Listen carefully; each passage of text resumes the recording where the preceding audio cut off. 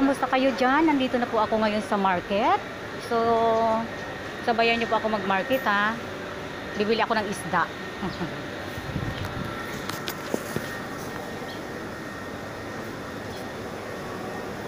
Susan. Pangyaw.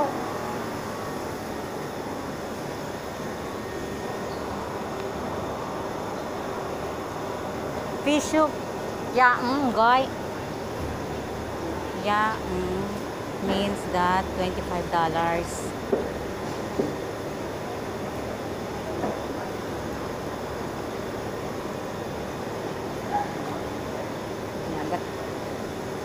Kisi-kisi pa ang isda. So, tingnan natin kung paano papatayin yung isda ha. Kasi fresh po siya, buhay na buhay. Gagawin ko siyang fish soup.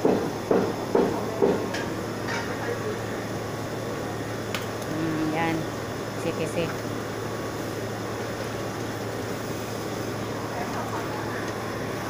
$30. Mahal. Kisi-kisi pa.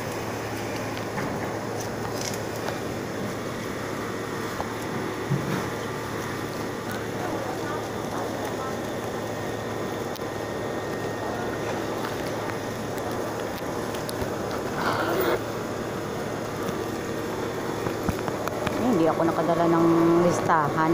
May karton kasi ako para lagyan ng ng ilalagay yung kung magkano pinamili ko, bibili ko yung yung karton kong dala at yung lista nila.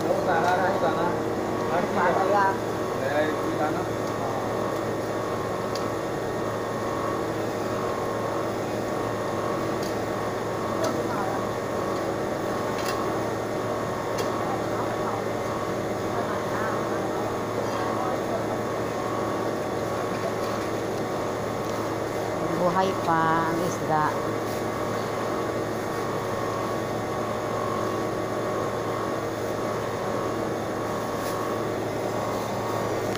Ngomo. Ibig kong sabihin, wala akong dala na karton para listahan.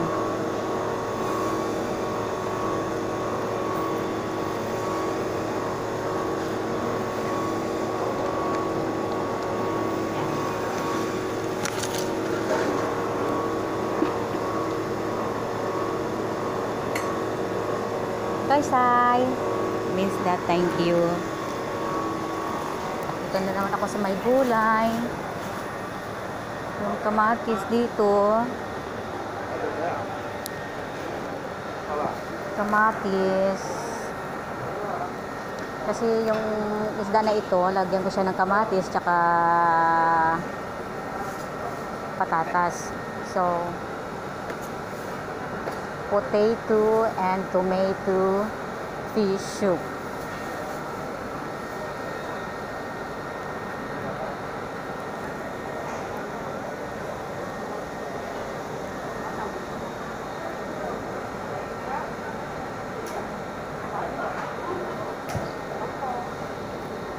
maganda yung kamatis yung luto na siya kasi para yung sabaw matamis, hindi siya maasim. Yung red talaga. Ayan. Kaya pa ang aking fish. Buhay na buhay.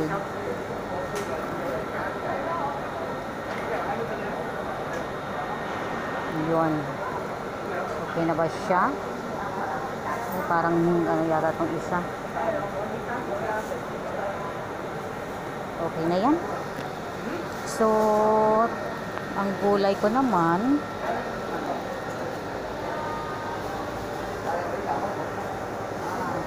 mamayang gabi. Pinili. Ano bang siya?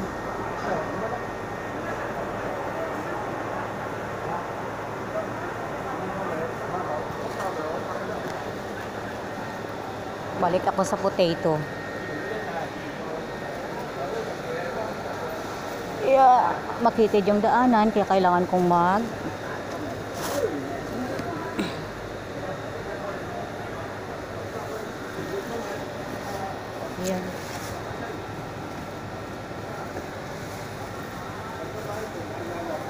Tama na to.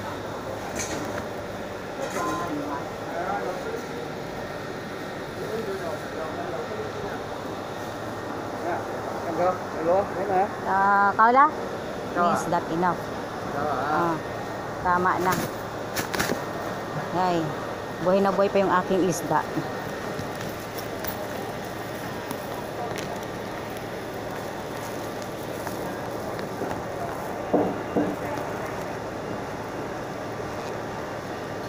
Bayaran ko siya ngayon. Oh, Kaula, enough. Đây thằng có lẽ nó sẽ xe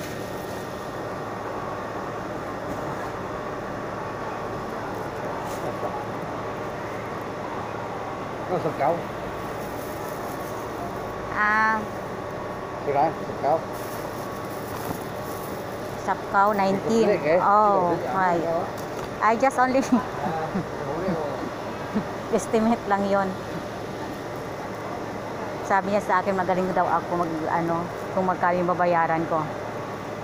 19 $20 kasi, so binigyan ko siya ng 20. Kaya sabi niya sa akin ang galing ko daw manghula. Sabay pwede na pala ako manghula. Okay. Okay, thank you. Bye-bye.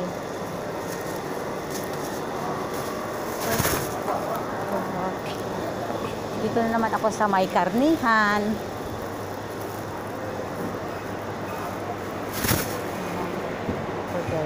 Sizing. Kaya ko munang mag-carne. Bibili ako ng marinated na.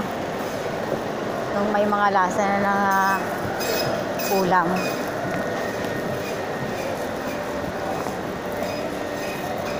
Yan dito.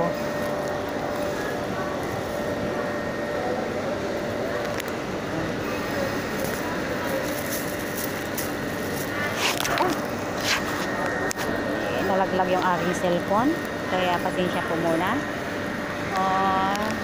Thank you for watching. Bye bye.